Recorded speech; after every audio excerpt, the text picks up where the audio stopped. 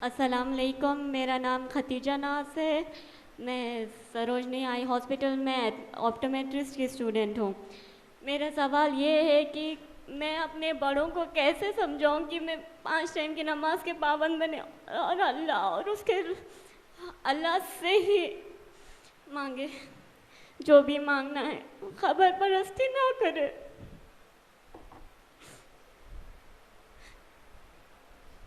माशाल्लाह बहन, आपको अल्लाह ताला अजर खैर दे। आज दुनिया के कई लोग दुनिया के पीछे रोते, आप माशाल्लाह अल्लाह और आखिरत के लिए अपने आंसू बहा रहे हैं। अल्लाह ताला आपकी मग़फ़िरत फरमाए, हम सब की मग़फ़िरत फरमाए। माशाल्लाह अल्लाह आपके जज्बे को और बढ़ाए। अल्लाह सुब्हानहू व तआला ने प्यारे नबी सल्लल्लाहु अलैहि वसल्लम को सूरह गाशिया सूरह नंबर 88 की आयत नंबर 21, 22, 23, 24, 25 और 26 में कहा, फ़ज़क्किर इन्नमा अंता मुज़क्किर। ऐ मेरे नबी सल्लल्लाहु अलैहि वसल्लम, आपका काम नसीहत करना है, आप नसीहत कीजिए। लस्ता अलैहिम बिमुसैतिर, आप इनमें से किसी पर भी जिम्मेदार नहीं बनाए गए हैं। इल्ला मन तवल्ला व कफ़र, जो ये बात सुनने के बावजूद भी इसका इनकार करेंगे, फ़युअज़्ज़िबुहुल्लाहुल अज़ाबल अकबर, तो अल्लाह इनको बहुत बड़े अजाब की तरफ फेर देंगे क़यामत के दिन।